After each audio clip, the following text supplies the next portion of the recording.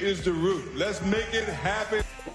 You're listening to the only podcast that admits they might know what they are talking about. I hope everyone has a ball. This is We Might Know Sports. I love you. With Kevin. I think it's going to work this time. And Cory. You should have started reeling because I bit all over that. And that's just facts.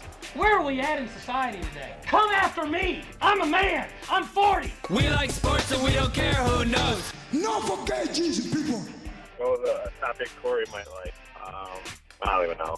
You might like it, Cory. He just doesn't know. Sounds like something a guy in a van would tell me. Don't tell me how upset I am. I felt fine afterwards, and then Yahoo agreed with me, gave me the solid A+. Buckle up, buckaroo! I feel like it just destroyed like my life in general. Steep. And here we go.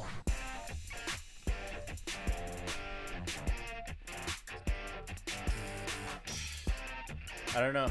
Maybe because I made it. I always like our theme song. Never gets old. Kevin, Cory, show today. Apparently I'm not using all the words that I need to. Big show today. A lot going on. We have playoffs to talk about, multiple sports, and then, of course, there is my favorite thing that we made up last week, our fighter bracket. That'll be at the end of the show. So let's get this started with the NBA playoffs. So the NBA playoffs kind of started while we were in between shows, so we kind of are going with the honor system, and by honor system I mean we pretty much all know if someone else changes their picks, especially since someone, I think, got a little butt hurt that I didn't take his Celtics in the first round. Just saying. So without further ado, let's go to the NBA playoffs. Everyone's played one game. Yep. And some teams have won and some teams have not. That's usually how it works in the first game's over. Tonight we have the Sixers, Heat, and I believe Golden State, San Antonio. Yep. Sweet. And both those, Golden State 1-0, Philadelphia 1-0. Philadelphia, very convincing win in game one. I thought the most convincing. Continuing their streak that's not like 17 in a row for them. And go ahead. I think the question may be, is Miami going to win a game? My question is Embiid even going to play in this series? Because why? Woody, take your time. I say go to game 3. If you beat Miami in Miami, why have him come back? I think he already has been ruled out for tonight's game. He has, yep. Which is fine. Steph Curry is out for the series, right? Out for the series, correct. So we don't have to worry about that. But Golden State handled San Antonio pretty easily without him. A similar situation. So these two games are probably like the ones where it's like everyone's going to be done with them by the end of the weekend. So, but before we get too much into what's happening, let's take a look. Let's start with mine since I just pulled it up. I have Philadelphia, no surprise, going all the way because I've been saying it the past 2 weeks. I took Milwaukee. Toronto and Cleveland up top. I kind of hemmed and hawed about Cleveland. I wanted an upset, either Cleveland or Boston, and I chose Boston. Yeah, and now the Cleveland one might look better, huh? Yeah. So we'll see what happens there. Milwaukee gave Boston a run for their money in game 1 in Boston. We'll see what happens there. On the other side, only thing I have to say, Kevin, is if you have Milwaukee winning, Milwaukee gets to play Toronto, because in the NBA, the top seed always gets the lowest seed. that's in the next round. Well, but I don't know if that changes. I mean, I don't know if that changes anything. I'm assuming you believe Toronto would beat Milwaukee and Philly would beat Cleveland anyways. yeah. So Okay. I'm not. Okay. I just wanted to make note of that and let our fans know that that's how it works. That's a helpful stat for those not paying attention. Oklahoma City. I originally had Utah actually going to the semis, but I talked to someone and they talked me down and said pick OKC. They've been going in pretty hot lately, so I went with them. Houston, obviously, and then I don't know. Houston didn't look too impressive in Minnesota, against Minnesota, not in Minnesota, but we'll see what happens. I'm just mainly playing the guy that doesn't know anything and trying to sneak one in, maybe. I don't know. Portland, Golden State on the bottom. The only thing I can say about Minnesota, Houston, is Minnesota at one point was the third team in the standings until Jimmy Butler was hurt, and then they dropped down. And now they have Jimmy Butler back. So it's a tough first-round matchup for Houston. They kind of got screwed on by that. Yeah, it was either them so or I think Denver, that's right? why we saw such a close game, and I won't be surprised if Minnesota's able to win a couple. I think Golden State and I guess Golden State definitely made out in that scenario. Yeah. And Portland disappointed me. They couldn't hit anything for the first half, and they built too big a hole. Not gonna lie, a little nervous, but yeah, we'll see. Way too early to call any of these series, but yeah, that series I think will go 7. I think everyone had to go in 7 anyways with Portland and New Orleans. They're evenly matched. OKC, Utah. I thought OKC would have Utah's number, and after the first game, it seems that could be true. Let's go to yours, and then we'll tear apart Stefan's nonsense. All right. On the western side, I'll start. I have Houston beating Minnesota. Like I've just said, Minnesota is underseeded, but they I don't think they have enough to beat Houston. OKC, I definitely think has the experience. They have superstars. Utah's a young team. I don't think they have much of a chance there. Portland, New Orleans, that's the one that makes me nervous. I agree with you, Kevin. I think New Orleans could just as easily win that. But I'm a Damian Lillard fan, so I kind of went with my heart. Golden State, I think, will beat San Antonio probably in a sweep. And then this one was really tough for me, was OKC Houston. I think whoever wins that series is going to come out of the West. You picked OKC, and I went with Houston. I have Houston all the way as my champion. And then I have Golden State beating Portland, and then Golden State losing to Houston. On the eastern side, I went with Toronto over Washington. I think Toronto will be able to – I think that might be a 5 or 6 game series, but they should be okay. Cleveland, Indiana, I have no idea what's going to happen now. It looks like for Cleveland to get by Indiana, LeBron's going to have to be aggressive and do everything. He was kind of passive game 1. So we'll see what happens there. Philly and Milwaukee. Or why do I have Milwaukee on mine? I didn't do this bracket. Did you switch to mine? I'm on yours. You have Philly, Boston. Philly. Yeah, I know, but I have Milwaukee matched up with Philly. You didn't even have that as an opportunity because you had Milwaukee beating Boston. Oh. You see what I'm saying? That's just because you guys didn't update the bracket. Okay. I'm going to do it right now. There we go. Either way. Or let me rephrase that. Stefan in his bracketness didn't update his things before we made our picks. Either way, I have Philly over Miami, and I'm not sure about that Boston-Milwaukee series because Boston's without Kyrie. And it's only game 1. Anything could happen. Milwaukee looked pretty good.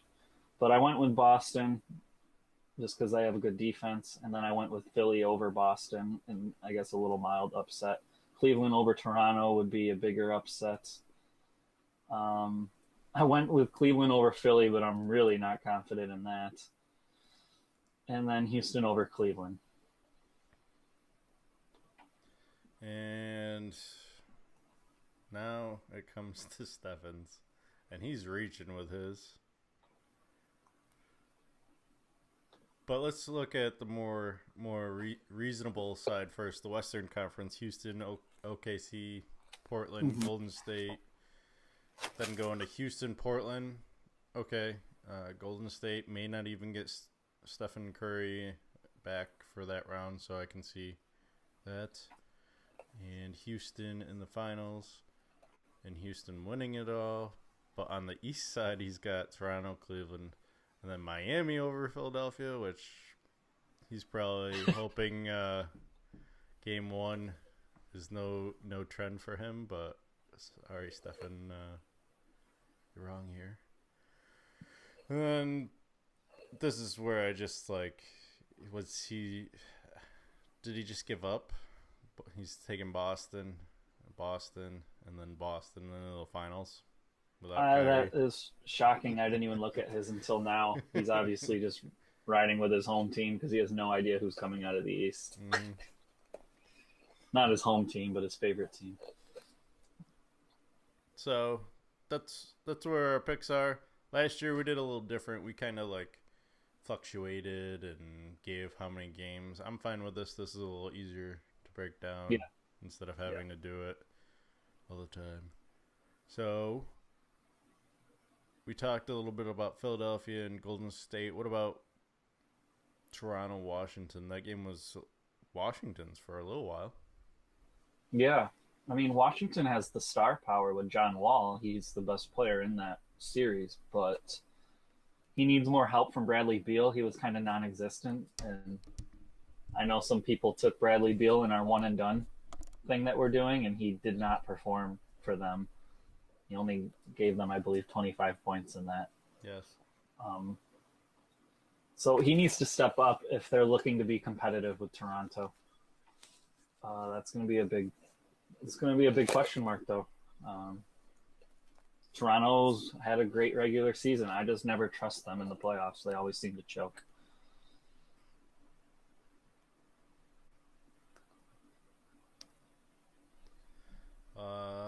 What else we have here is Indiana never really stumbled against Cleveland. I think the lowest they got in the second half was up 9. I was going to say 8, maybe. Somewhere in there. Yeah. So everyone was saying how they were thinking Cleveland was just going to have that one opportunity to come back, and they never did. Yeah. And LeBron.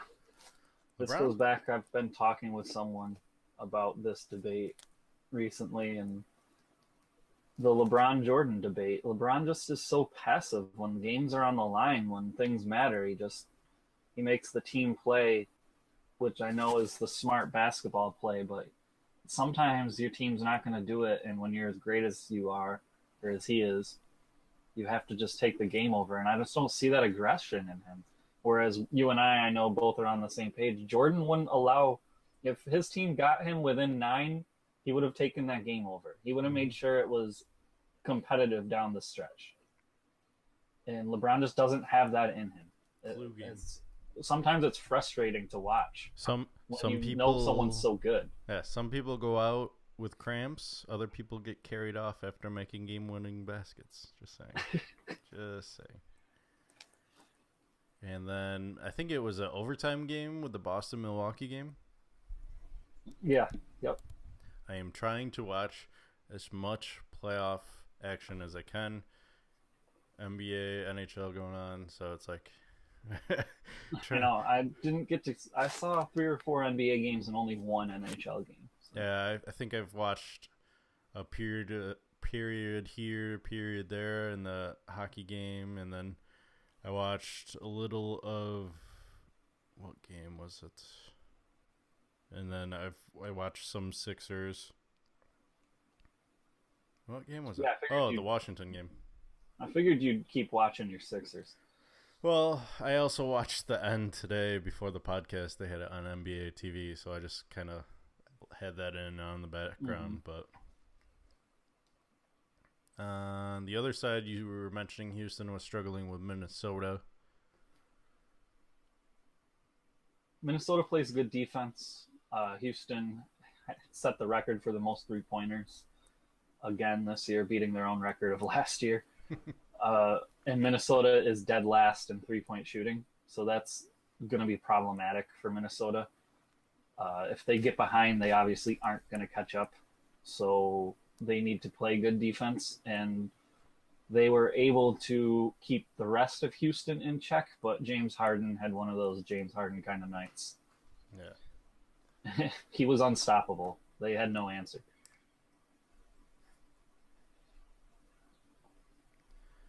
And then OKC, Utah. I didn't even catch any recap of this, so I have no idea. That's another one I did watch. Paul George was nuts. Everyone on his getting on his case about not playing well in the regular season. He stepped up in a big way for them. Dominated that game. If they just get a little extra from Carmelo, they're going to be really, really hard to beat these playoffs. And Portland, New Orleans. The reason why we're doing this mainly today, because I like doing it on Mondays better, just because get it done, get it out of the way, and get ready for the next part of the next week of sports. But B, I know someone that's going to the game tomorrow, so I had to cover his shift.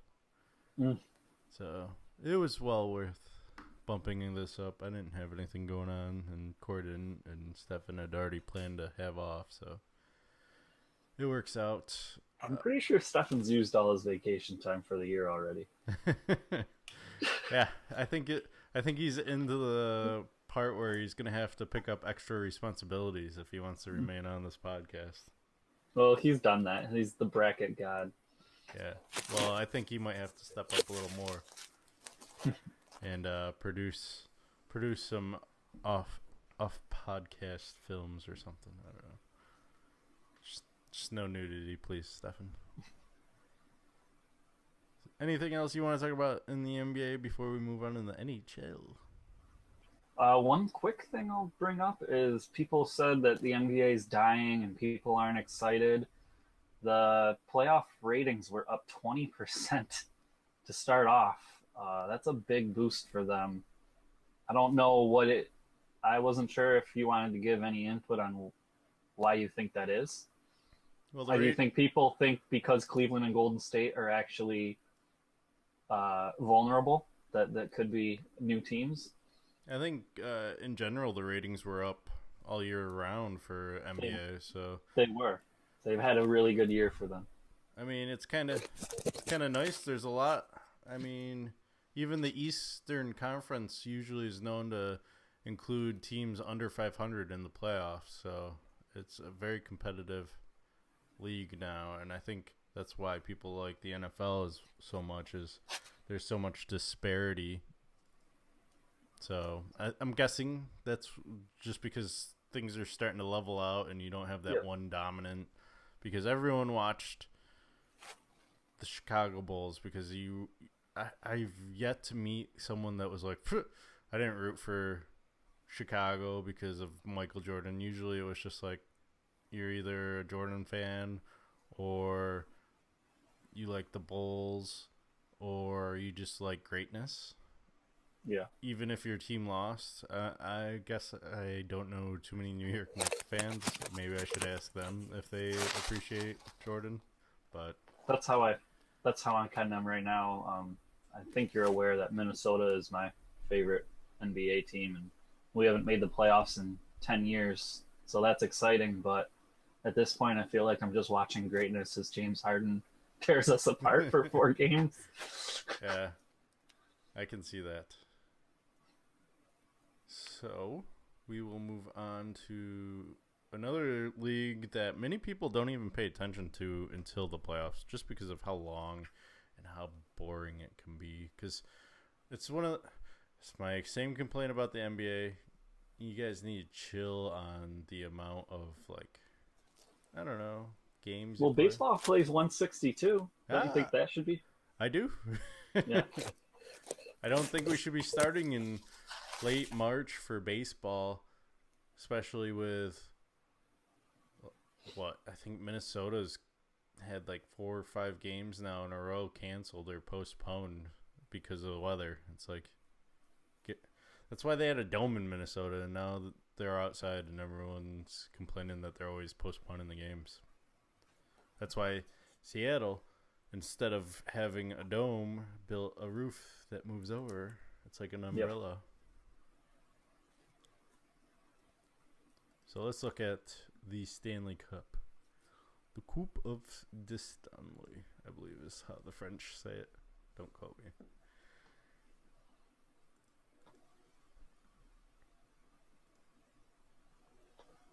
Are you on it? Yep. So, Nashville already up 2-0 over Colorado. I don't even remember who I picked, honestly. I know I picked Nashville and Tampa, who's also you picked up Vegas 2-0. to win the whole thing. That's right, too. And they're up 3-0 over the Kings. Yep, Vegas looks solid. I'm pretty sure Stefan picked Winnipeg. Yeah, to go pretty far at least, if not. At least I think he has him as the champ over New Jersey. Pretty Could sure. be wrong. Yes, he does. Yeah, you're my Stefan today. You gotta double check these things. Yeah, and I have Tampa over Nashville. Obviously, Tampa and Nashville haven't dropped a game, but they're also playing the weakest seeds. San Jose, surprisingly, probably up 2-0 on Anaheim. I think people expect that to be a close series. And your sleeper pick on the other side, Columbus, up 2-0 on Washington. What's his face for Ovechkin, Washington? yeah, which Ovechkin. I said he chokes in the playoffs, but I really thought he'd choke next round. Yeah, and just can't buy a Stanley Cup. Apparently. No. Pittsburgh up 2-1 as well over Philadelphia, so maybe that Philly streak in jeopardy there. It could be, but at least Philly took a game. That could be an interesting series. I'm trying to think who plays tonight. Let's check the TV guide. That is one thing I'm hoping for. Seattle has 25,000 tickets sold, so hopefully we'll be getting a NHL hockey team. We have Boston at Toronto. That series is 2-0 Boston. And Nashville at Colorado at 7. And I don't know if they have other... I think it was on like CNBC. So we got a couple games there. Hockey seems to move a little faster than the NBA. NBA kind of... Hockey, yeah. LeBron James has 3 days to think over his loss. While hockey, it's like 2 in a row. Yeah, they try to go every other day, I believe. So I'm going to go off topic now. I don't have this written down. But ESPN and their stupid new Plus thing is really annoying me. I thought you were all about it. Now that I have to pay $4.99 for the same content I used to get for free with ESPN3. Yeah. It's not my favorite, that's for sure. And it just keeps popping up like segments I would like to watch. There was a show. All right, so I got the schedule. But before we get to the schedule, there was a show like 100 days before the regular season for NFL. And you need an ESPN Plus membership. It's $50 a year or $4.99 a month. So who knows? Probably end up biting the bullet and getting that soon. Right. But ESPN, you suck. At least offer all your program and not just crappy little one-offs here. You know what I just saw while we're off subject that I didn't realize? What? Is Fox has the rights to the NFL draft this year. Oh, yeah. So, that's a funny story because ESPN still has it. But because it's ESPN has like the cable rights, And Fox found a loophole, or the NFL found a loophole to make more money, and is the over-air partner, and that's how they got around. And then it's also on NFL Network. So you get to choose pretty much what you want to watch. Unless you're a CBS or NBC fan, you pretty much can find your flavor. I don't even know who I'm going to watch, if anything. I usually don't even watch the draft. I normally watch like the first round and I'm done.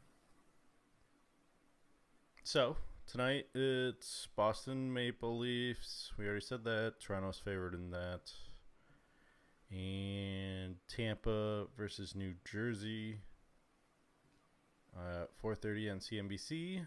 And then on the later games, it's Ducks Sharks on CNBC at 7:30. These are all Pacific times. And Nashville at Colorado. There you go. So we might be on to like the semifinals for the Stanley Cups at the rate they're playing. So yeah, they move quick. It's nice, especially in these early rounds. Yeah, especially. All right. Well, let's go to our next topic, which is unfortunate for me. A streak had to come to an end. All streaks come to an end. My winning streak ended after being the first one to get one right and then getting two more on top of that. Today, after yesterday's rain out? Sorry, I'm intruding on your segment, so I forgot your music and everything. I'm a terrible host. It's time for Cory's NASCAR update.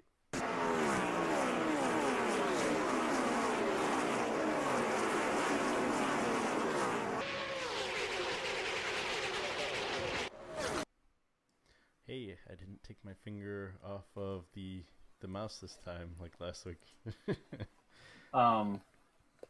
Bristol, a really good race, just finished today. A lot of action, a lot of crashes, and a last two-lap maneuver by Kyle Busch to take his second win in a row. I actually predicted his brother to win the race, but Kurt crashed early, putting him out of it. You picked Blaney, who crashed in the first stage as well. McMurray was picked by Stefan. He just didn't have a good day. He didn't seem to have a fast car. And Boyer raced pretty well. He hung around the top 10, finishing 8th. It helped me gain some ground as we move into Richmond, which is also a short track. So the same kind of drivers will be expected to win here. So it could be another Kyle Busch race. Having said that, I took Ryan Newman, who finished 10th at Bristol. He does well on the shorter tracks, so I went with him. And you went with Boyer, who does well on short tracks. He won Martinsville. And Stefan took Casey Kane. I don't know why. He took him pretty early. He was pretty eager to. There is usually a method to his madness. Who knows? Mm-hmm. We'll find out next week. Or later on if he sends us a message. At least I was able to close the gap, maybe make it a little interesting this regular season. That's your second win. I think that's one more than you had last year, right? Yeah, well, you have 4, and Stefan and I each have 2. And you have 3 golds. Which is a first for anyone. Which, yeah, because last year we only had 1 gold all year. I think I can just retire as champ. Stefan just What? second that. I am the NASCAR champ this year. Oh, that's what you're saying? Yep. And Stefan second that. So, and by second that, I mean he was abstained. See here. And then we go to Major League Baseball.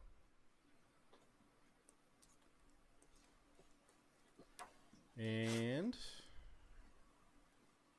Boston, after they are now 13-2, so they lost one to the Yankees and one to opening day on to Tampa Bay. Coincidentally, Tampa's only won 2 games since then, bringing up the rear in the AL East. Yankees 7-7. Maybe not enough chemistry going for them right now. We'll see what happens there. They're waiting for their bats to catch fire, and they just haven't. Yeah, we'll see what happens come June. All I know is I'm not gonna be picking any of them in our streak. Beat the streak anytime soon. Minnesota, as I said earlier, has had so many games canceled.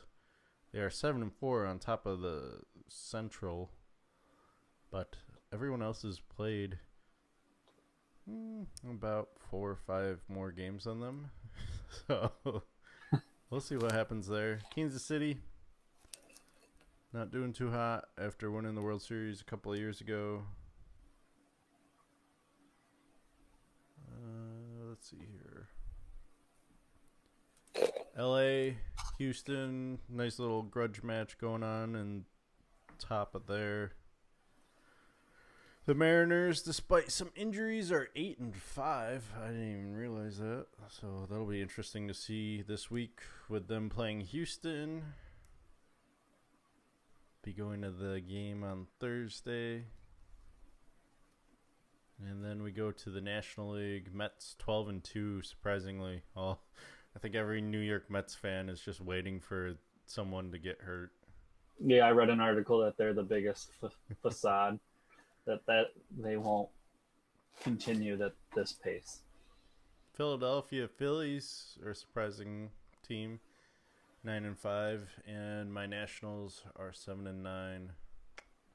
Well, it's Philly's year, right? So Philly. Pittsburgh Pirates 11-4. How do you explain that one? I don't know. They got rid of McCutcheon and got better. The Cubs are 7-7, middle of the pack. Arizona in the lead for the NL West, 11-4. Colorado Rockies 9-8. Yeah, and that is one thing Tampa Bay's pitching has been not. So 2 teams celebrating their 20th anniversary of existence. 2 different results from pitching staffs we weren't expecting. Cory has not participated yet and beat the streak. Not yet. And I will start. Stefan has, and so have I. And we are both, our longest streak is 2. I'm currently at 2. Stefan's at 1. So we'll see what happens there. Come next week, maybe Cory will join us. And on to just some general catching up for NFL nonsense. The first Des story, Bryant. Yeah, you kind of broke to Stefan and I. Yeah, Des Bryant being released. I had some information that as he was leaving the facility, he said, "I'll see you twice next year." So that left people pondering, does he already know he'll be a Redskin or a Giant? I could say Philly, but I heard they don't really have a lot of money, so chances of him going to Philly are slim. But the Giants seems to make a lot of sense to me. Opposite of Odell Beckham, he could see more one-on-one coverage than he's ever seen. I mean, how funny would it be if he was saying that and maybe he was just predicting a playoff matchup? Who knows? He could have been. But we all know people like revenge, especially Des Bryant. I mean, especially the NFC East having a history of players maneuvering within the division, like Deshaun Jackson to Washington, McNabb to Washington. There's been others.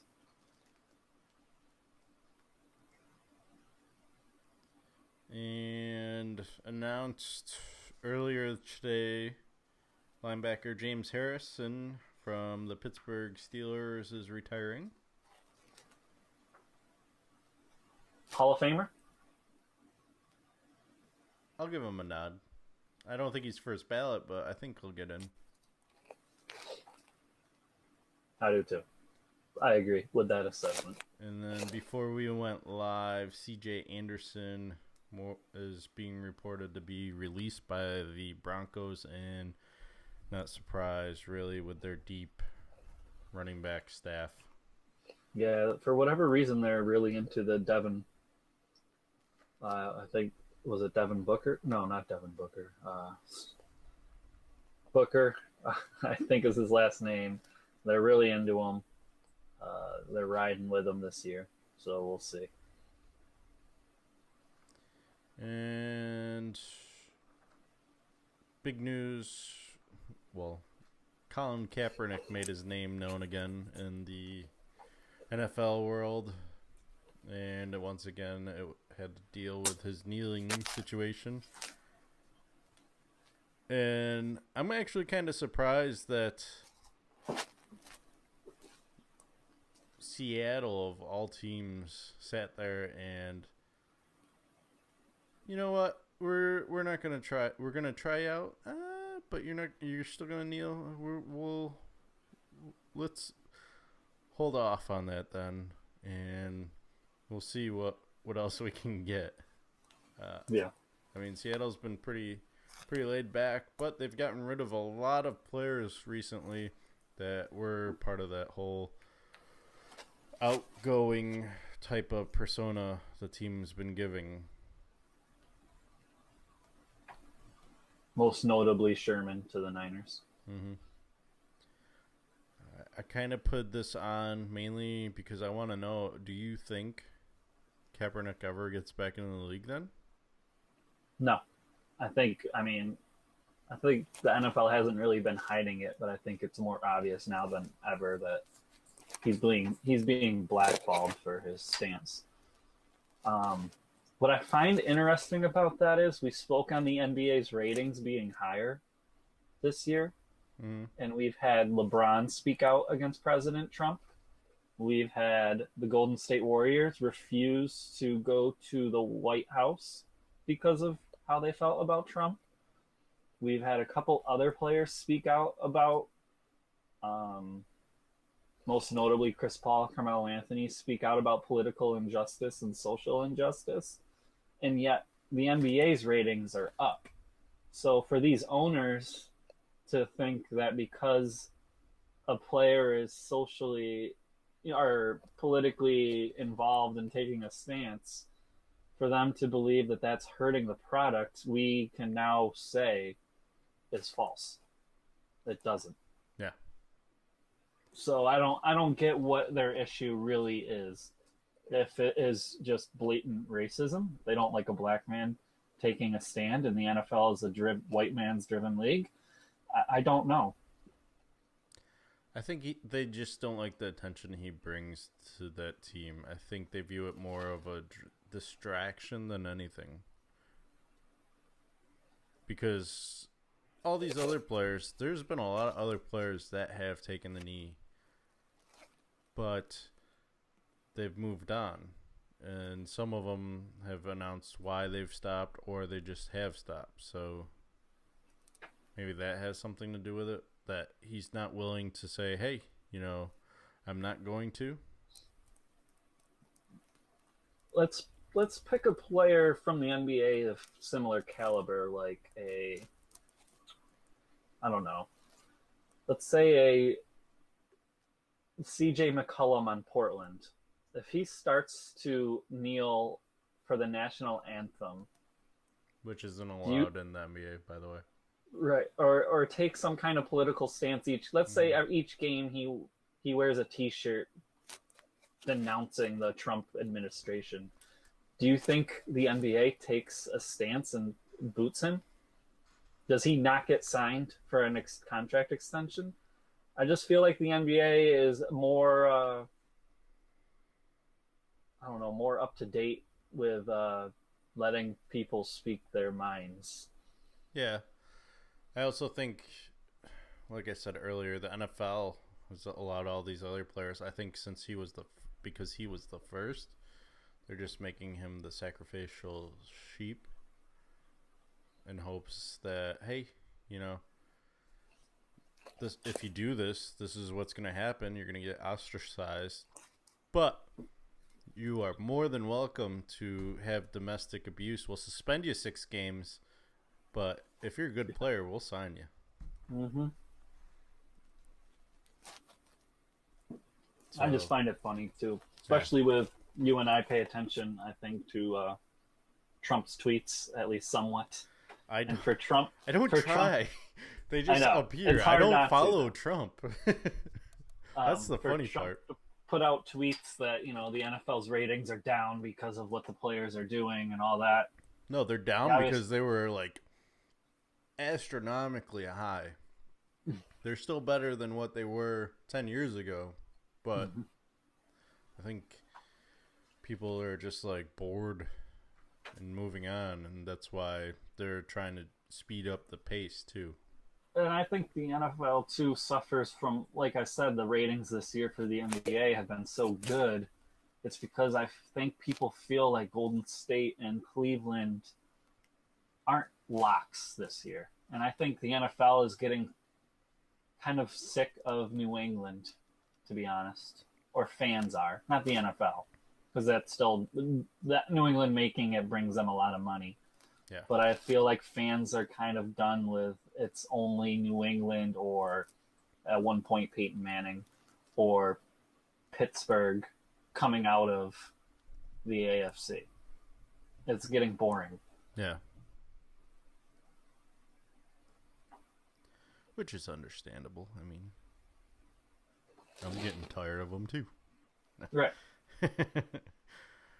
I mean, it's pretty much TB12 in the AFC Championship versus some other team, and whether or not they make it, that's one thing. Mm-hmm. And then on the other side, it's... Right, at least with the NFC, we've had Carolina, we've had Atlanta, Seattle, we just had Philly. We're getting different teams each year. We aren't seeing that on the other side. Although I'm sure if you ask one of us, it's going to be the same next year, at least on the NFC side. Which is I'm sure one of us thinks that, but that's one out of 3. Whole nother debate. That's only 33% of the show agrees with that. And that'll be coming. Can't wait for August and our picks. But I think it's time we get into the fighters brackets. Okay. Been ready. I've been excited since we came up with the brackets the day after. I think this is the fastest we've acted on one of our ideas.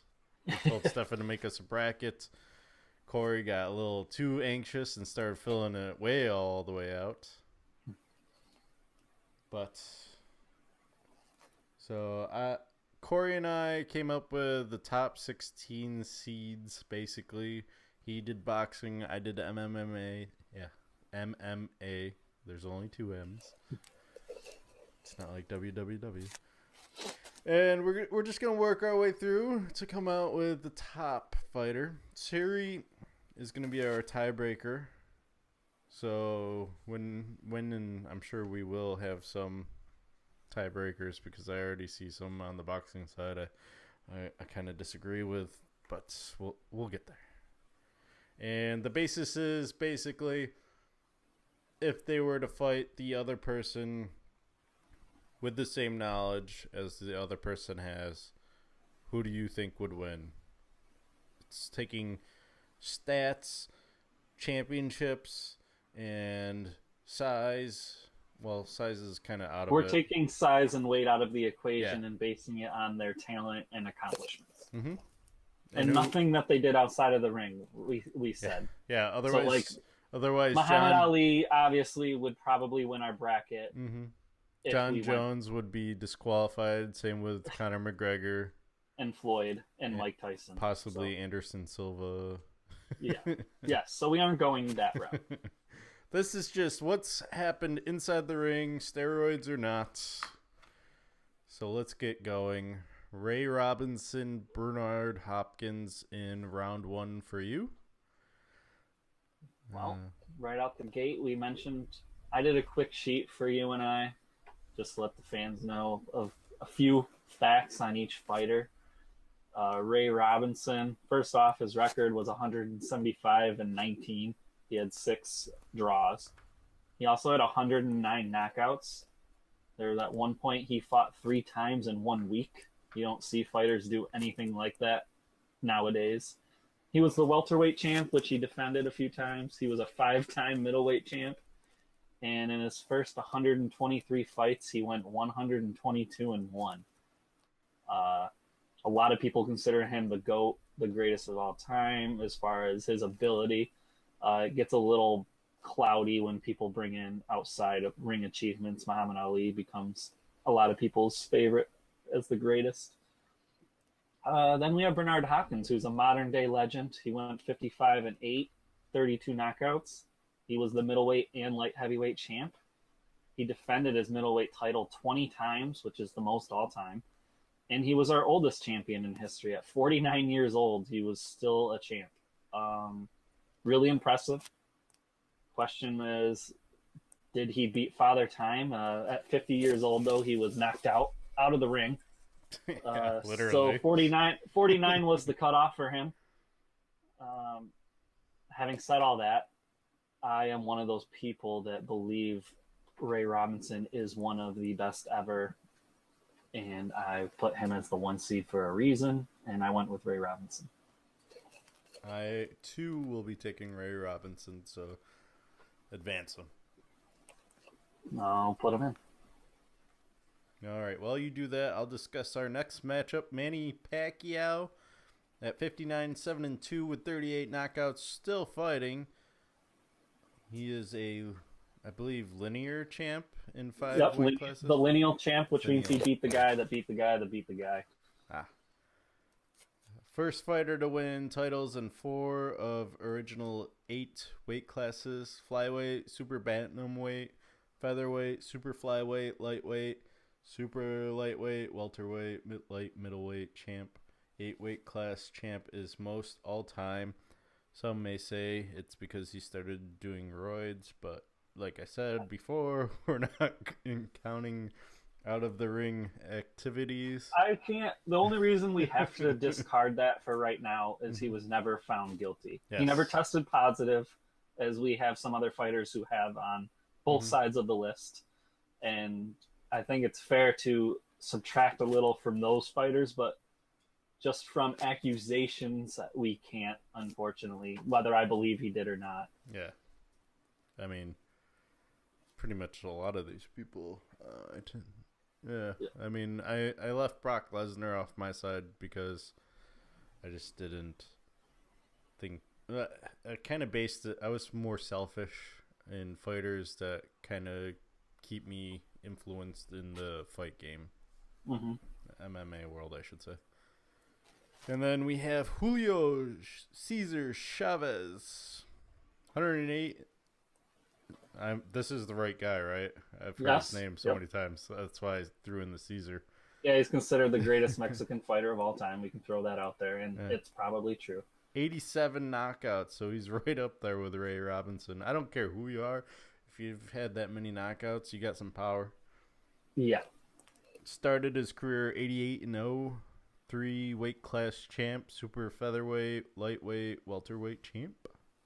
Yeah, and that 88-0 I wanted to put in there just like I marked Robinson's 123-1. For people out there that think Floyd Mayweather's 50-0 is impressive, just because he retires undefeated, it doesn't mean anything. There's fighters that have fought way past that undefeated. I'm a Floyd Mayweather fan, as everyone who watches our show knows, but I am also willing to admit the 50-0 thing doesn't mean anything. Yeah, especially when you're as picky as he is. All right, Corey, this is your division, so I'm going to let you go first on all these. This one I think is really tough. That's why I have it an 8-9 seed. Assuming, like we said, we're assuming fighters who never tested positive are clean. What Manny Pacquiao did is historic, and an 8-division run is just crazy. The only thing is a lot of fighters in the past didn't have that opportunity because there was only 8 weight classes. So that's why I put that in there. It's more like a 4-division run if we're comparing him to everyone else. And Julio Cesar Chavez, people who saw him fight, was a beast. He came forward. He just beat the body. He had an amazing body attack. And what's unique about this matchup is they're the same weight class. And if I were to pick a fighter to come out of that, I think I like Chavez. Ooh. Make it unanimous then, because I'm also going Chavez. He's got more knockouts than Pacquiao's got wins, so it's kind of hard to go against guys, especially if they're fighting in the same class. Right. I think a lot of historians have Chavez above Manny. I only seeded Manny because his accomplishments are so great. Yeah. Which is fine. Yeah. Moving on to Roberto Duran versus Willie Pep. That's a 5 and a 12. Roberto Duran, 103 and 16, 70 knockouts. He was the lightweight champ for 7 years. One undefeated during that time, obviously. He was the welterweight champ, where he beat Sugar Ray Robinson and then infamously lost the rematch where he said no mas on the stool. He was able to move up to light middleweight and win there. And most surprisingly is at 36 years old, he was able to fight the middleweight champ at that time and win, which people considered a huge upset. That is a huge feather in his cap as far as being an all-time great. Also, he was in the time when Tommy Hearns, Marvin Hagler, and Sugar Ray Leonard and Roberto Duran, they were the Fab Four of that time, and they all fought each other, which nowadays, you and I know that just doesn't happen. Fighters don't fight the best like they used to. And Roberto Duran, very well, you could argue, was the best of the bunch. At number 12, I have Willie Pep. He was a 2-time featherweight champ. He won his first 63 bouts. He lost, and then he went on to win 72 more bouts in a row. Jesus. He has a crazy record of 230 and 11 with 1 draw, but only 65 knockouts, as he was considered a defensive wizard. He is the only fighter to claim that he didn't throw 1 punch, but the other fighter couldn't land any punch that they threw in a round, so the judges gave him that round.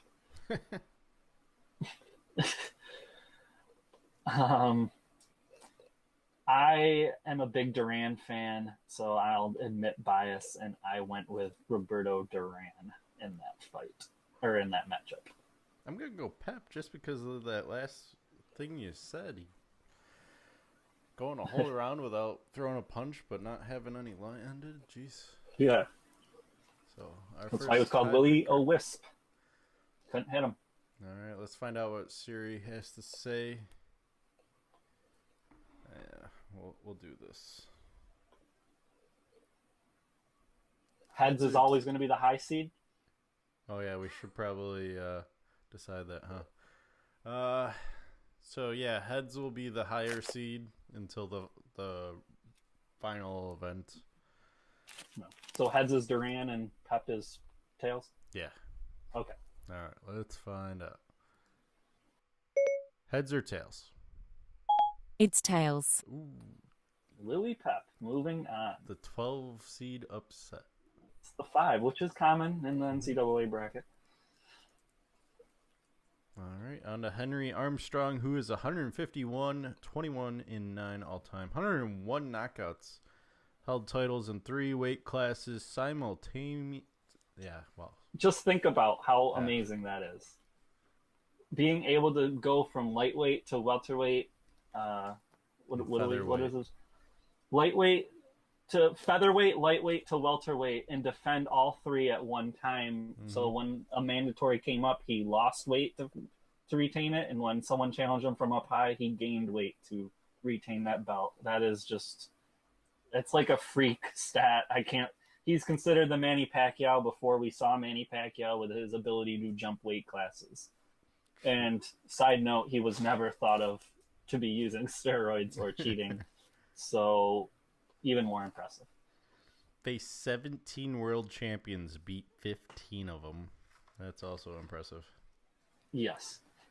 And then for our 13 seed, Roy Jones Jr., 66 in 947 knockouts. Only lost once in his first 50 fights, and that was by DQ. Yeah, he punched a fighter twice in the balls, there you go. and was disqualified. He went on the very next fight to fight that fighter, and he knocked him out in the first round. Well, that prevents him from knocking him out in the balls. Mm-hmm. Only fighter to be middleweight champ and become heavyweight champ. Middleweight, super middleweight, light heavyweight, heavyweight champ. Yep, 4-division champ. RJJ, Nike's golden boy, I'm going to say. He's the fighter who made me fall in love with boxing. His athleticism, I still say, is only rivaled by Sugar Ray Robinson. And some could argue it was even greater. Just his fundamentals were lacking, so as he aged, he did not age well, and he took lots of losses. Right. Who you take? Having said all that, I can't really describe what Henry Armstrong did. It is just amazing. It just couldn't be done today, I don't think. I think Conor McGregor on the other side is the closest that we've seen to somebody that could probably fluctuate between weight classes and defend both. So I'm going with Henry Armstrong. Make it unanimous. Henry Armstrong. Just like you said, going up and down weight classes. How can you argue with that? Yeah. Okay, that brings it up to me. We have Sugar Ray Leonard as the 6th seed and Mike Tyson as the 11th seed. Ray Leonard, 36-3 with 1 draw, 25 KOs. He was an Olympic gold medalist coming straight out of the amateurs. He was kind of pronounced the golden boy because he was American. He had just won us a gold. And then his pro career did not disappoint. He won welterweight title. We talked about the Duran fight. He went on to win the middleweight title. He actually retired and then came back to beat the middleweight champ, which was marvelous Marvin Hagler. And then he also fought a fighter later in his career that held the super middleweight and light heavyweight champ and was willing to put both his titles on the line. And Sugar Ray Leonard was able to beat him, so he therefore claims both those belts at the end and goes out as the champ in those 2 weight classes. Number 11, we all know him, Mike Tyson. 50-6, 44 KOs. That means only 6 times he didn't knock out his opponent. He was the heavyweight champ, and he was the youngest champ in history, 20 years old. He kind of had some out-of-the-ring issues that derailed his career. He's kind of a what could have been kind of fighter. I'm going with Sugar Ray Leonard just because we got to see his full career. He kind of lived up to his potential. He fought the best of the best in that era with Hagler, Hearns, Duran. He kind of has that advantage as far as competition. I like Sugar Ray just because of how he moved in the ring and how he won his fights and everything. So move Sugar Ray. He's often, or I should say, I guess Floyd Mayweather is often compared to him as far as defensively, but different. Ray Leonard was much more offensive when need be, which made him a much more exciting fighter to watch. Yeah. Yeah. Because we all know about Floyd Mayweather. About Floyd Mayweather, yes. All right. Which is... Yeah. Yeah. Is that our next fight? Yeah. No, I get to do Floyd. Oh, okay. Good. I don't have to worry about describing his accomplishments. Apparently I can't speak right now. Joe Louis is our 3 seed. 66-3, 54 knockouts, which is math-wise 12 of his fights weren't knockouts. Heavyweight champ for over 11 years, 26 title defenses, most of all time. And then that's for any weight class. That's just the most ever yeah. Anyone's defended anything. So obviously impressive. Very impressive. A little side note: he was considered the man who beat Hitler because during his era we were in World War II, and the heavyweight champion was Max Baer. Max Baer, in their first fight, actually came over to the U.S. and knocked out Joe Louis, kind of breaking the hearts of the American people.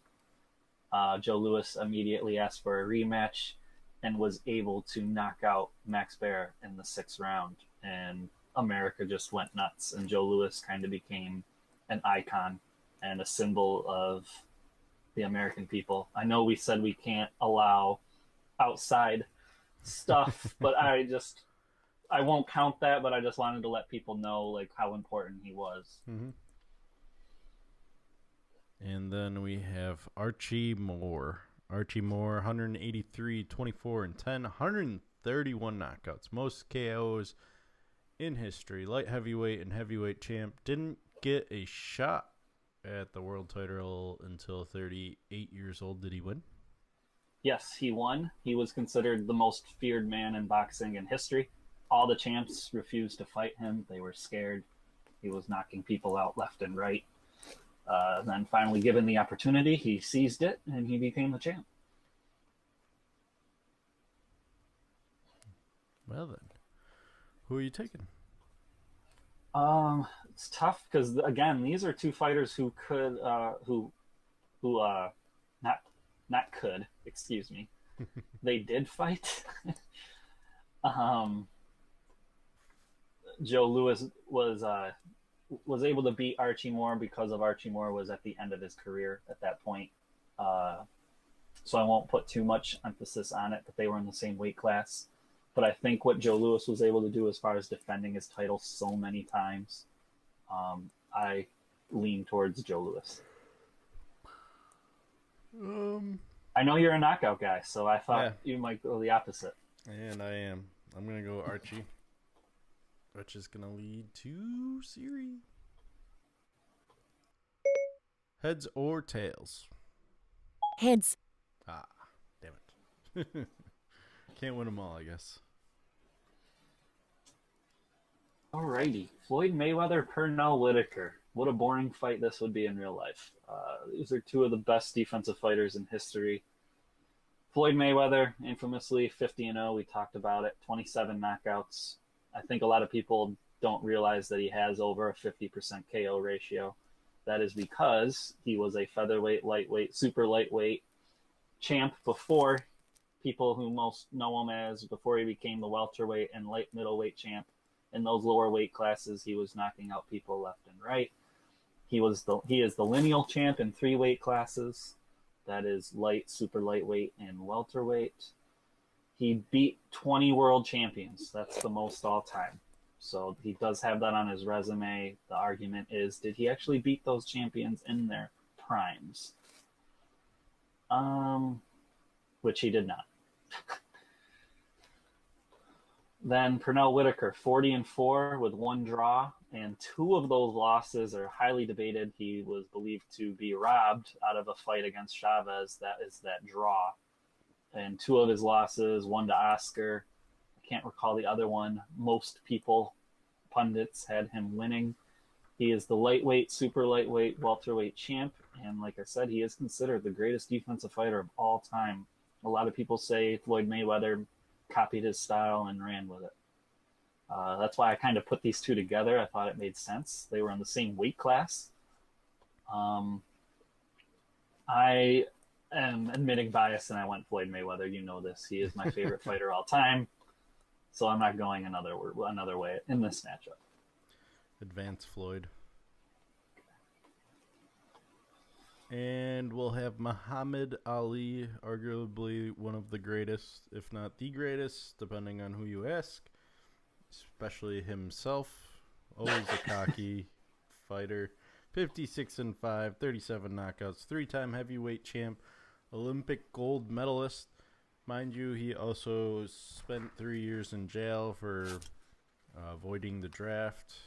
I believe that was the Vietnam draft or Korea. Correct. And what was crazy about that is he was in his prime, so we lost a lot of prime Muhammad Ali years. And at 15, we have Jack Johnson, 77, 13, 14 draws, 48 knockouts, heavyweight champ, and was the first black heavyweight champ. Anything else you want to add about him? He was the Muhammad. I've matched these two together because he was Muhammad Ali before Ali. He was brash. He was cocky. White America hated him. He was extremely arrogant. They kind of wanted, back then, black people to keep their mouth shut and do as told, and he was anything but that. That's why he has a high place in history, because of what he meant, what he stood for the black community. So that's all I really have to say about Jack. We all know about Muhammad Ali. And simply because of Muhammad Ali's competition and beating Joe Frazier, George Foreman, Ken Norton, I put Muhammad Ali. I would push him past Jack. I just came up with another idea for one of our brackets. Face off against breweries. So Okay. we'll do that another day. Sorry. That's okay. Just I'm constantly looking at Twitter because I'm worried about someone announcing going to the NBA draft today. It's been a while since any news came out of Syracuse's way. So, but I think Muhammad Ali is definitely the winner. Okay. You want to just start right there from the bottom? Let's take a break from boxing and go into Perfect. MMA. And we start right off with John Jones, 22-1. His one loss disqualification for an illegal 12-6 move, which many argue should not be illegal in the first place. 9 KOs. Who was that against, Kevin? Bonner? No. Matt something. He was from Oswego. He was a local kid. What's his for name? us. Oh, why am I drawing a blank on it right now? Yeah, I should. That's why I wondered. I wondered if you knew, if you remembered his name. I can picture him. Yeah, so can I. This is gonna bug Either me. way, he was a good fighter, but I agree that John Jones shouldn't have lost that fight. And he was arguably winning the whole fight. If you want to watch it, you can. It's easy to see. Not exactly the greatest role model out of the ring, but inside the ring he is. I'm getting confused at my stats right now. 2-time. I don't know. Yeah, I don't. Technically, I guess you could say he's 2-time heavyweight champ or light heavyweight champ, even though he's been stripped. Youngest UFC champ in history. He's the reason why I started watching MMA. Well, continuously watching MMA. I heard that he was Matt Hamill. There you go. Matt Hamill. Okay. I knew that was going to make me mad. He's actually only a one-time, Corey, because the other one got overturned.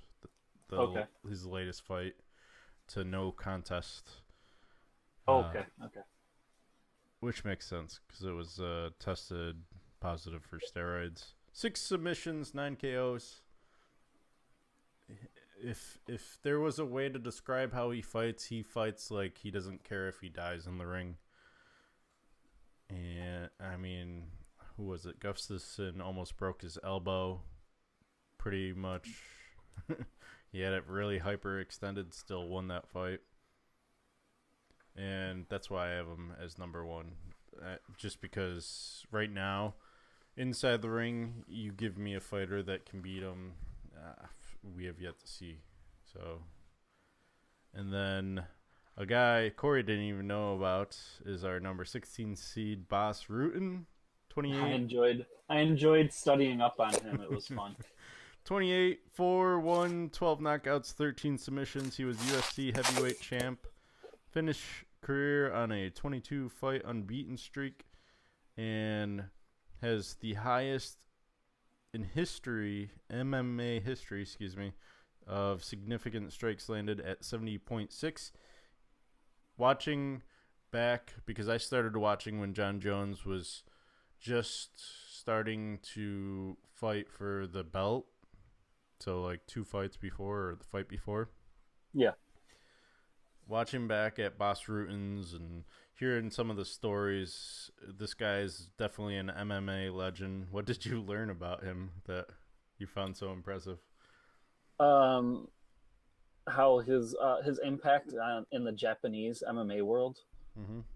He is so highly touted, and most impressively was, if you pay attention to him having finishing his career on a 22 fight unbeaten streak.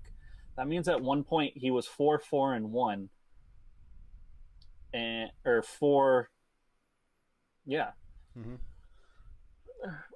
4, maybe even 6-4-1. Excuse me, and that isn't much of a career. But then to rally like that, that shows great resolve, and I just found that impressive. Like I said, his Japanese career is really historically looked highly upon, and then to come to the UFC and become the champ there, I mean, how impressive. He's also now a commentator for fights over in Japan, or has been. I don't know where he is at right now. He also, I believe, has like a breathing mask to help athletes train. He's overcome asthma that way, so he's doing things out of the ring as well. However, you got to go John Jones in this matchup just because of talent. Yeah, I feel that was one that you set up that actually was a fight that could happen. And John Jones just there's 9 title defenses, right? We said, yeah, for him. That's crazy. If you know the MMA world, the records aren't going to look as gaudy as the boxing world because it's a totally different sport. Yeah. And 9 defenses is crazy. And then arguably being undefeated in MMA is even more insane. So I agree with you. I mean, he's a light heavyweight. And to Baz's credit, not to cut you off, I feel like he could be a higher seed. Yeah. But I was running out of playing, and we'll get to reasons why. Okay. They are certain rates, but I wanted Bas Rutten over Brock Lesnar. I thought about having Lesnar in just because of what he's done outside, but easily interchangeable. I still think you get the same result, which is kind of interesting because it may actually happen with Lesnar. But I'm going John Jones based on the fact that, like you said, 9 title defenses is unheard of in the MMA world. Only a couple other have had as many or higher. And just the fact that his one loss is because of a stupid rule. So yeah, exactly. Yeah. Going undefeated in MMA will always be just a absolute monster accomplishment. Mm-hmm. Also, no Habib, in this, but he's still young. I was going to say, I figured you didn't put some of the people in because they're still going. Yeah. Because MMA is also, unlike boxing, relatively new sport. So it has a much less rich history. Yeah.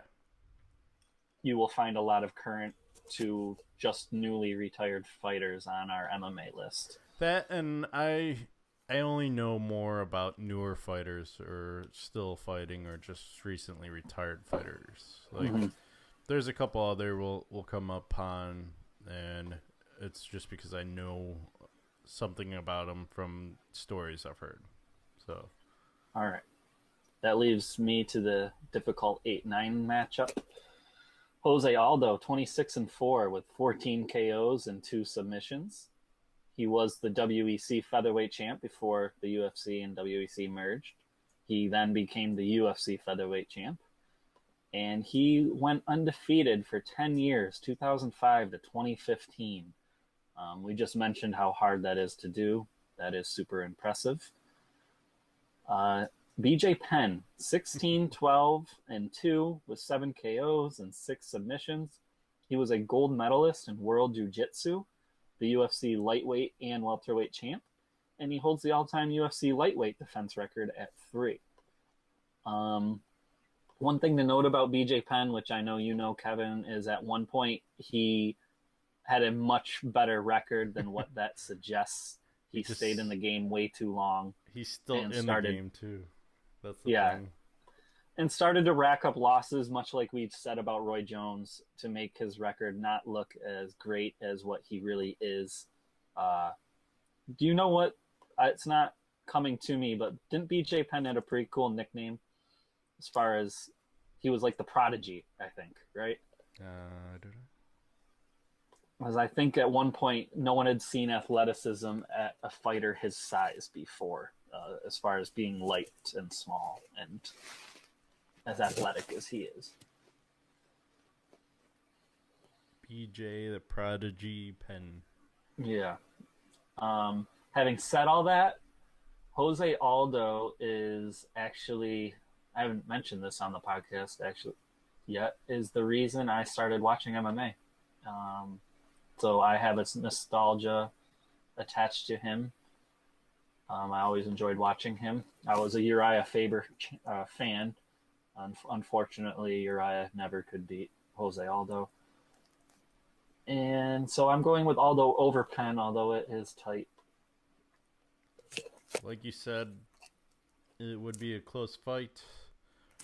Both still fighting, actually. But yeah, I've got to give the tip of the cap to Jose, just for the fact that he went 10 years without a loss. And yeah.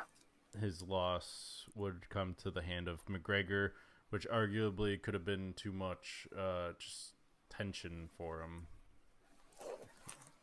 Conor Could be. It also could be Jose hasn't really seemed the same. He might be aging and staying in the game too long right before our eyes. Yeah, but he did look impressive in his fight right after that fight, which he took a year off for, but ever since then, he's kind of been on the way down. So, moving Aldo on, we move to the first UFC champion, Royce Gracie, 15-2-3, 1 knockout, 12 submissions. Tournament winner of UFC 1, 2, and 4, back before they had weight classes and all that good stuff. By the way, that is just crazy, but... That was when he could fight 3 times in one night. So, and where, weight classes that weren't a thing, so just beating people that are twice your size is... really can't even fathom that. That's why I have him as high ranked as he is, just because he was the originator. Could he stand a chance against the other 4? We'll find out when we face off here. But it's kind of hard to say no, because he also was wearing a gi and shoes, I believe, too. So. Yes, yeah. So Royce Gracie, the often looked upon as one of the founders in UFC. And then at 12, I have Dominic Cruz, 22-2, 8 KOs, 1 submission, WEC bantamweight champ, as well as 2-time UFC bantamweight champ. Often, I can't remember who he lost to other than Cody. He was another one that, like I said, my favorite fighter, Uriah Faber, just couldn't get past. I've never really liked Dominic Cruz, but I respect what he does in the ring. I just don't like his personality. He kind of rubs me the wrong way. Me too. I feel like sometimes it's arrogant, but at the same time, sometimes he can be, I don't know, charming. I guess charming is the word. So it throws me off. I just can't get a read on him. Like his last fight against Cody when he was running on a treadmill by himself. And I think it was Christmas Day, and he's like, I don't need family, blah, blah, blah. And the only one I got is my dog. And I don't know. He's an interesting I feel like character. He didn't handle the Cody loss that well either. He did and he didn't, because he, unlike, you I didn't include any women in this because it's still so new to the UFC and new in general. But you could easily say he's a much better sport than Ronda Rousey. Because at least he did the post-fight interviews and all that good stuff. And he's not exactly the greatest commentator to hear during the fights, which is why I'm guessing you haven't really seen him too much recently now that they have Jimmy Smith and Daniel Cormier going on. So we'll see what happens there. In this fight, honestly, you got to go Royce Gracie just because of what he can do against guys twice his size. Yeah, you can make that unanimous. I think that's an awfully tough ask for Dominic Cruz right out the gate in round one. That was a matchup he wasn't going to win. Moving on, George St. Pierre versus Vanderlei Silva, the 4 and the 13. St. Pierre, 26-2, 8 KOs, 6 submissions, 3-time welterweight champ. Recently became the middleweight champ with a win over Bisping. Recently, he has the most too. wins and title bouts in UFC history, which I found interesting. Really good stat for him. Means he wins in the crunch time, and obviously he wins often at 26-2. Also, was the first fighter to go after 2 weight classes for the UFC. Was not successful, but he did try. He did try. Vanderlei Silva, 35-13 and 1. He had 27 KOs, which is a lot for UFC. Or not UFC, excuse me, MMA. 1 submission. He is the Pride middleweight champ. He has the most wins, knockouts, title defenses, and longest win streak in Pride history. He has, I didn't put it here, but he has fought in the UFC. He had mediocre success. He's also had interesting past. But also, I wanted to quickly point out that UFC got him well past his prime, so we didn't get to see a Vanderlei Silva that was deemed unbeatable. He spent a lot of that time in Pride. So whatever you want to add. I've got nothing else to add. I think it's pretty easy. I'm going GSP just based off of past and not present, because if I was to take present GSP versus Wanderlei in his prime, I think I would take Wanderlei, but GSP in his prime absolutely would beat Silva, in my opinion. Yep. I agree. I put St. Pierre in. He's moving on. And we move on to Fedor Emelianenko. Yeah, I can't even say his last name. Emelianenko. 10 knockouts, 17 submissions, 36-5, with a heavyweight championship and Pride Fighting Champions, Chip Fighting, and FISA World Combat. He is well known for how big of a heavy hitter he is, especially heavyweight. I believe he won the Pride Fighting Championship, where it was basically a bracket, and throughout the night the fighters would face off against each other. That's pretty badass. You get on my ranking if you do that. Well, that's why we just mentioned Vanderlei Silva. I wish I saw more of Pride. Obviously, they had some good fighters in that league. Too bad they were also run by the Yakuza, but that's another subject.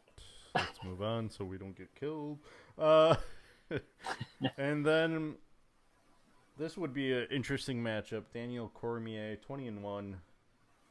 His one loss to John Jones, the first fight. He's lost twice, though, in my mind. 9 KOs, 4 submissions. Still feels like he can beat John Jones in recent interviews. UFC Light Heavyweight Championship, nonetheless, right now. Strikeforce Heavyweight Champ. King of the Cage Heavyweight Champ.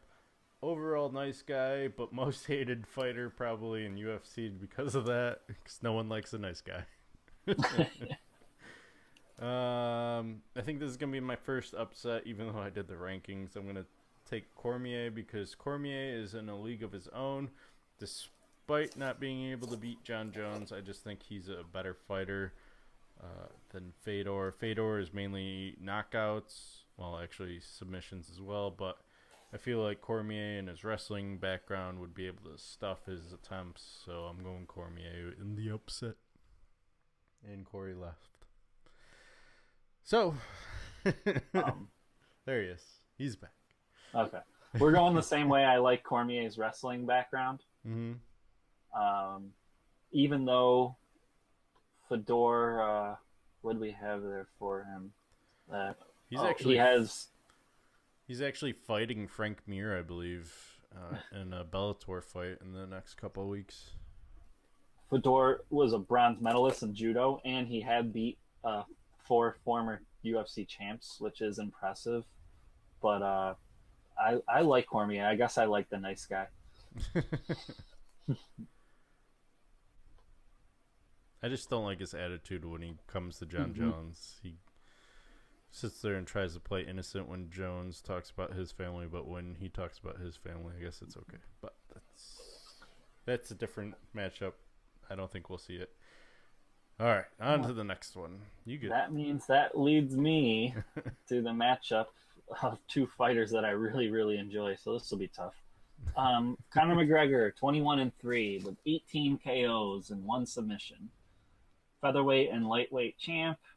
Biggest pay-per-view draw in UFC history. I thought that was important to note. He is loved and hated by a vast majority of people. Conor McGregor is an amazing striker. As you can see, 18 KOs out of his 21 wins. That is extremely impressive.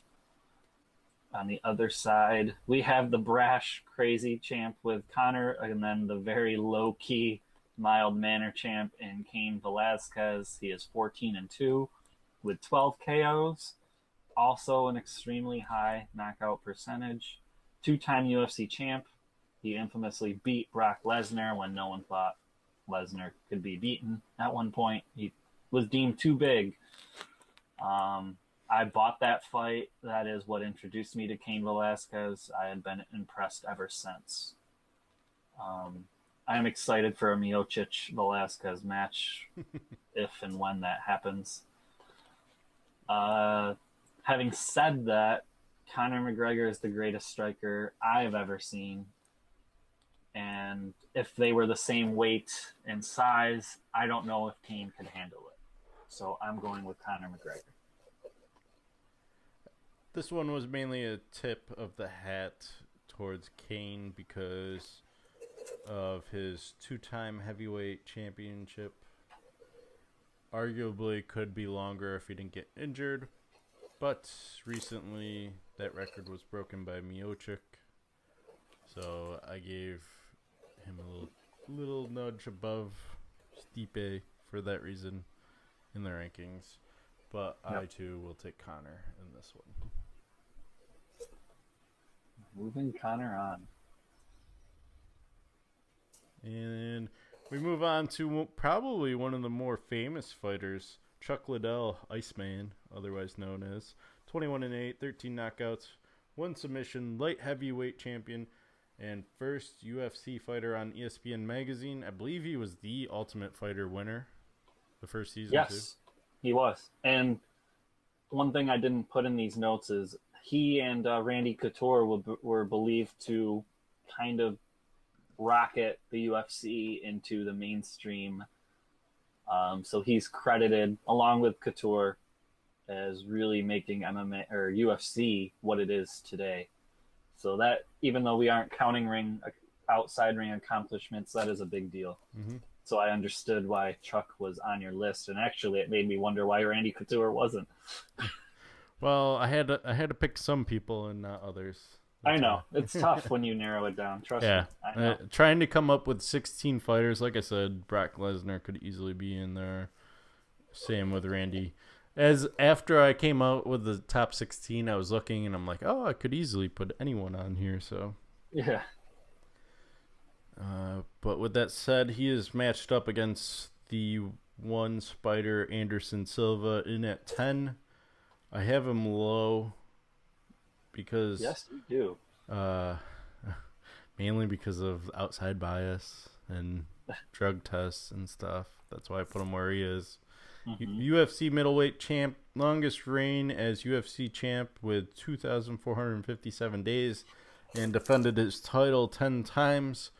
However, recently tested positive for steroids, but also was on one of the first pay-per-views I ever bought with the stunning leg kick knockout. I can't remember against who. Machida? Yeah, Machida. And I also have a personal, just don't like his attitude and his cockiness in the ring. Caught up with him with Weidman and twice. So yeah, that's why I have him as low as I do, because he let himself get in the way of himself. So having said that, who do you pick? Anderson Silva. So do I. Okay. I mentioned my love of strikers, and Anderson is probably the second greatest striker I've seen behind Conor McGregor. Yeah, Anderson Silva's definitely going to be like the Syracuse of the group as a 10 seed going to the Sweet 16 probably. Who knows? We'll see. Yeah. Well, that leaves me with actually a pretty, even though it's a 215, this is a fun matchup. Demetrius Johnson, 27-2 with one draw. Surprisingly, Stefan had him ranked 16 when he first came out with the bracket. Only 5 KOs, but 11 submissions. He's the bantamweight and flyweight champ. He has the most title defenses in UFC history with 11. We mentioned how great 9 was, but by John Jones, but Demetrius has 11. He's the only fighter with 10 takedowns in 3 different fights. That is incredible. Stipe Miocic. Before you move on, one of the also impressive things in one of his recent title defenses was he could have easily knocked a guy out and instead sat there and jumped and grabbed and armbarred him into a submission. So he just wins in any way he wants. Yeah, he likes to embarrass his opponents, I guess. Stipe, kind of the newcomer. He's a recent champ. He's 18-2 with 13 KOs, 1 submission. He's definitely a striker. He is the current UFC heavyweight champ, and he's defended the heavyweight title the most times in UFC history already with 3. I've heard a lot of people saying he's already the greatest heavyweight fighter of all time. Me being one of them. Yeah, probably me too. I'm a big Kane fan, but I probably have to concede that Stipe is better. Stipe is one of those guys where he gets disrespected outside the ring, often forgotten about, and then once he's inside the ring, it's like he takes care of business and wins. That's I think my favorite part about him is watching like the UFC embeddeds and stuff. Yeah, he's just an average guy with a part-time fire department job as a firefighter. Like, who does that? That's what I was going to bring up. Is also, I know we say out of the ring stuff can't pertain to this, but being such a good guy to his community, and it shows his personality, what kind of person he is. I'm a fan. Mm-hmm. Having said all that, though, Demetrius Johnson, I think, is probably the most complete MMA fighter I've ever seen. So if they were the same size and weight, I have him figuring Stipe, striking out and beating him. So you have DJ winning or losing? Yes, I have DJ winning. Sorry. I have him figuring out Stipe's striking and probably submitting him. Okay. And let's just move on, my Seattle comrade, on to the next round. And now it's time to go back to boxing. We'll be able to get through these a little quicker now that we've gone through the particulars. Yeah, we know now their accomplishments. Ray Robinson is he's a beast. He's the most complete fighter I think ever. Chavez, the 88-0 thing is crazy, but Robinson has more knockouts than Chavez has wins. Me personally, I would move Ray Robinson on. Move him on, because I agree. Just the fact that he has 109 knockouts, which is more than his wins. So yeah, that leaves you with the next one. Willie Pep versus Henry Armstrong. Willie Pep, as we said earlier, I can't find him. Oh yeah, that was the one I won. 230 fights winning. I'm gonna advance him. So I'm gonna go the opposite. I think Armstrong holding 3 belts in 3 different weight classes at the same time is just crazy. Mm-hmm. So I pick him. So we'll go to series. Heads or tails? Heads. Oh, there you go. Moving Willie Pep on. No, Henry Armstrong, because he's a 4 seed. Oh, because he's a 4. You're right. Yep. The 12 seed is ruined. Okay, Ray Leonard, Joe Louis. We mentioned Ray Leonard. He fought in that era with the other 3 greats. But I am admittingly a huge Joe Louis fan. Joe Louis defending any belt 26 times, the most in history in any weight class. Also fought some great competition. I have Joe Louis. Who do you got? Joe Louis as well. Only 3 losses in that span. I mean, how can you not? Oh man, you have the tough one. Good luck. Floyd Mayweather versus Muhammad Ali. I think the fact that didn't Floyd have an Olympic fight?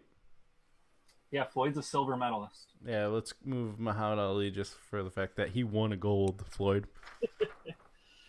Yeah, we can move Muhammad on. I agree with that. All right. So we move on to John Jones versus Jose Aldo. Jose, whatever you want to call him. Yep. Obviously, bias. I'm going Jones. Yeah, we can move John Jones on. Just the fact that he's inside the ring, just arguably a phenomenal fighter. Yeah, he should. I was gonna say he's arguably undefeated, but I guess he's not. He was disqualified, but he should be undefeated. Get your shit together. That leaves me with an extremely tough matchup with Royce Gracie and George St. Pierre, 2 evenly matched fighters, in my opinion. Mm-hmm.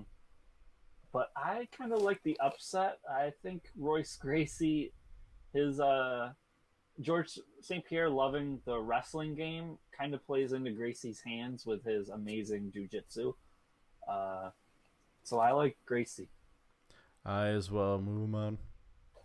Which leads us to an interesting fight. If this ever were to happen, I would definitely buy it in a heartbeat. Cormier versus McGregor. It would be probably for light heavyweight at 205, with McGregor probably weighing in at 197 and looking a little thick. I would definitely, though.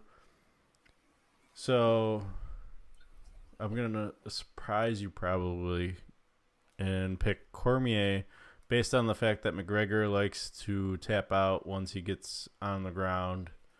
Cormier only been knocked out once, and it was kind of a interesting knockout by John Jones, which is now a no contest.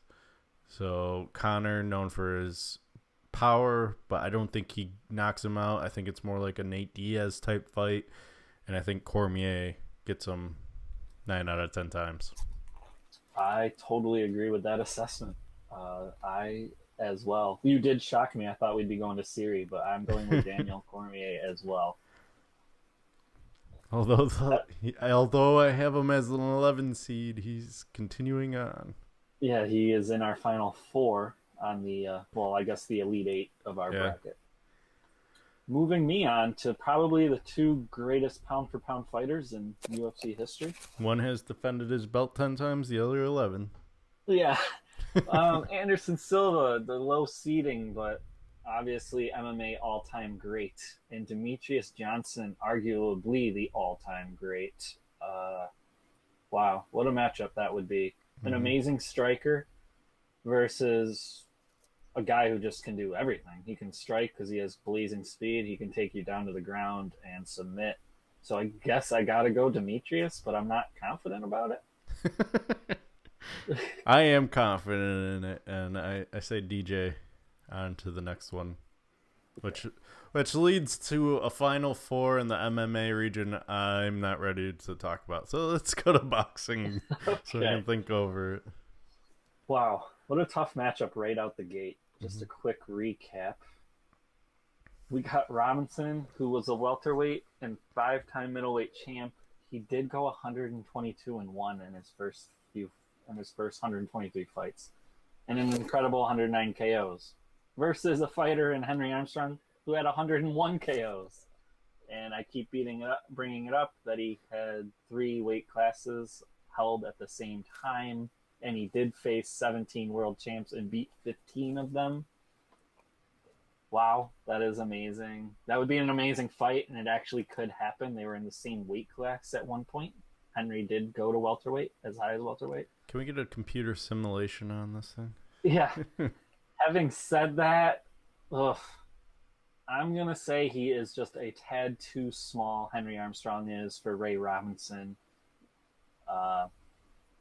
Ray Robinson is, I don't know. I think he's the perfect fighter, so I have him moving on.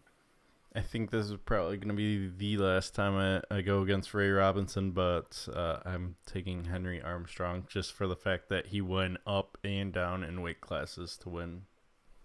So okay. Fair enough.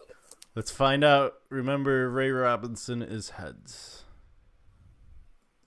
Heads or tails? Heads. All right, so Ray Robinson. Joe Louis versus Muhammad Ali. Didn't this happen in real life? Yeah. A old Joe Louis fought a young Cassius Clay at the time, and Cassius beat him. With that said, let's take a look. Refresh my memory. Heavyweight champ for over 11 years is Joe Louis. Muhammad Ali, 3-time. I give the fact that he won Olympic gold, and I'm going Muhammad Ali. Just because I'm a fan of Joe Louis and I don't want to give up on him yet, I'm going with Joe. So let Siri decide. All right, heads is Muhammad. Heads or tails? Heads. There we go. Muhammad Ali moves on. Siri's biased, apparently. Which is kind of fitting because if you ask most boxing historians, we have the two fighters who are considered the greatest of all time fighting for that position. And on to probably one of the toughest fights to pick, John Jones versus Royce Gracie. As we said earlier, Royce, winners of 3 and 4? Something like that. And John Jones, arguably undefeated, all that good jazz. I think I'm going to shock you with my pick. I'm going Royce just because he took down guys twice his size, which would be John Jones in his prime. I am shocked you went that way, but I am agreeing with you, and I like Royce Gracie too, just for the fact that those tournaments there was no weight classes. That's just insane. Insane. That was like Dana White described it when they first started UFC, that it was everyone's sitting around, in your house with your friends, debating if someone had a street fight, no matter size or strength, who would win. Yeah. And Dana was like, you know what? Let's start a league and see. And just the fact that Royce Gracie was that guy, he was like the baddest man on the planet for so long. How can I go against him? Yeah. So anyways, moving on to Daniel Cormier versus Demetrius Johnson. We got the well-rounded wrestler with Daniel Cormier. You mentioned his great chin. Versus Demetrius Johnson, who's also just a well-rounded overall fighter. I like Johnson in the matchup. I like him to submit Cormier because Cormier likes that ground game. So what do you got? I'm going DJ. He's not going to take a lot. Man, good thing Stefan isn't here. Well, his vote wouldn't matter anyway, so. Look at, he wasn't even prepared. He didn't have the bracket fit his name. Yeah. There we go. Okay. Moving on to boxing. So we are in the final four. Ray Robinson, Muhammad Ali in the boxing region, Royce Gracie, Demetrius Johnson, arguably the top fighters in both respectives. Those are yeah. I mean, Royce and Demetrius on the MMA side, I believe, are like, if you were doing pound for pound rankings, like we're doing, those would be the two guys that people would mention. Probably John Jones as well. Yeah. He had a tough matchup. Mm-hmm. And then on the other side, like we said, these are the two fighters that boxing historians consider the two best. It's always the argument. It's similar to the Jordan LeBron argument. Older historians always will say Ray Robinson. Newer guys will say Muhammad Ali. I'm a Jordan fan and a Ray Robinson guy, so I'm going with Robinson. Well, I'm a Ali fan, so I'm going Ali. Okay. Heads or tails? No, not chess. What? Heads or tails? Rosencrantz says heads. Who's Rosencrantz? There's been a lot of heads. Yeah.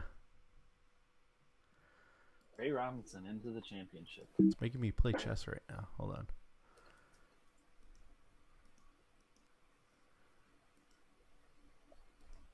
Get out of there. All right. And on the MMA side, we have Royce Gracie, Demetrius Johnson. Early school versus new school, I'm going to call this matchup. I think for the fact that Demetrius Johnson is doing it as long as he has been doing it and continuously doing it, I'm going against that and going Royce Gracie, actually, because I just remembered when he fought Dominic Cruz in 135, he did lose to Dominic Cruz. So and that's why he moved down to 125. So let's go Royce Gracie. Oh, you're going Royce? Yeah. I'm gonna go with DJ. Oh. Heads or tails? Heads. DJ. Yeah, that's right. So DJ versus Ray Robinson. A little more disparity apparently in the MMA region. You're gonna have to. Too new. You're gonna have to widen the column. All right. So on the boxing corner, whoa. Why'd it do that? Too much. Damn it, Stefan, your bracket broke. Our championship. Interesting one. Oh, that's why he's got fighter. That's why. All right. So on one corner, we have Ray Robinson. In the other corner, we have Demetrius Johnson for the ultimate top fighter for the We Might Know Sports podcast. Yeah. I kind of would like to do this MMA type bracket again with current champions, because this is kind of cool. That would be cool for the boxing side too. I don't know we could that do it much again about with boxing, updated people. Yeah. You want to let Siri decide? Because we're probably going to go opposite. Probably. So heads Ray Robinson, tails Demetrius Johnson. Yep. Especially since Stefan would be biased. Heads or tails? Tails. Demetrius Johnson, our champ. Just a spite. At least we have video evidence that we didn't like rig this. No. That we didn't even really decide. It was just left up to someone else. It's like Stefan just let us know before he even made the bracket who we were gonna pick. Yep. Well, you have it there. We Might Know Sports. Top fighter of all time is Demetrius Johnson. I mean, I can't really argue because I don't know too much about Ray Robinson. So. Yeah, I mean, I'm not gonna get mad at it. Yeah. I think our top four, our final four, is well enough alone. Easily could substitute Henry Armstrong in there, or John Jones, or Joe Louis, or Daniel Cormier. Arguably some of the greatest fighters, but I think we got it right with our final four. I actually think we did a really good job on our list. I like those 8 guys as all-time greats. I have no problem with how we went. So there you go, Stefan. Suck it. All right, so we can get rid of that bracket view and end this show. Anything you want to talk about before we go to away? No, I had a lot of fun doing the brackets, so I'm looking forward to our other ones, some of our more crazy ones that'll be more debatable, like Will Ferrell movies. We have Will Ferrell movies. We have apparently I just came up with our favorite beers, so that'll be interesting. And we just named our updated champions list, maybe a little bit further down the road, so we aren't just pummeling people with boxing and MMA. Yeah, not to mention other topics of sorts. Yep. So it'll be interesting. I did want to point out that the Boston Marathon was today. I watched a really heart-wrenching documentary called Marathon on HBO this weekend. It definitely puts your life in perspective and how things can change in a moment. It follows a lot of the survivors of the Boston Marathon bombing. I believe it was the 117th Boston Marathon. And with today being the Boston Marathon, we had our first American since 1985. So it's been longer than I've been alive since we had a woman U.S. winner. So congratulations to that person. I can't remember her name off the top of my head. I believe it was 2 hours and 39 minutes. Excuse me. So congratulations to her. Congratulations. That's crazy. Also, I did finish Altered Carbon. Oh, you did? Have you finished? No, I have not. All right, then we'll save that for another podcast. That's your homework. Okay. Also, before we go, Ultimate Fighter news. New season begins this week. Daniel Cormier versus Stipe Miocic. And it's the Ultimate Fighter undefeated because all the fighters have yet to lose. Kind of like That's what cool. they did a couple seasons ago where it was a bunch of champions from other rosters and the winner got to face DJ. I believe it was Kennedy who gave DJ his closest competition as a champion. So it'll be interesting to see how this one works out. Especially with Cormier and Stipe coming up in July. I'll try and watch. I have a hard time fitting this into my schedule, though, because it does get a little boring not being live. I like the one season that was live with Cruz and Faber. So. Yep. But other than that, do you have any movies? No movies. Finally saw Black Panther. It was good. All right. We got to come up with like a rating system. We should do Marvel movies. Marvel movies, yeah. We could do that. People are like obsessed with Marvel movies right now. Me We being picked one the of them. greatest Marvel movie of all time, leading up to Infinity War, which comes out, I don't know, this weekend, I think, or next weekend. April 27th. So maybe Okay. maybe we'll do it next week or the week after. We have NFL draft coming up next week to talk. Yep. So I'll try and get Joe. And other than that, I got nothing else. just looking forward to Adrian Broner's return to the boxing world. We'll see how it goes. And as always, it is always cool. Never gets old, folks. Stay in school. Always a pleasure, never a chore. Never a chore. Always fun talking to you folks at home. But until next time, we may or may not have Stefan. I make no promises on that part, but Cory and I, we're always together. The dynamic duo. We did say he's running low on sick and vacation time. So he's soon to be fired. Attendance issues. Folks at home are watching Stefan. Be careful. Just saying, I already had a complaint.